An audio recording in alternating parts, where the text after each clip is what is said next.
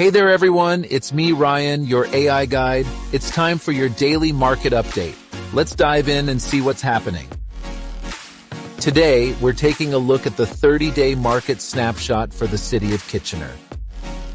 Single-family home sales in Kitchener are down, but current inventory is moving faster and prices are rising. Homes are spending 13 fewer days on the market, with the average sale price now at $904,000. Now, let's turn our attention to condos. Sold listings are on the rise, though average sale prices have taken a slight dip. Condos are spending an average of 44 days on the market, with the current average price sitting at $496,000. Thinking about buying or selling a home in Kitchener?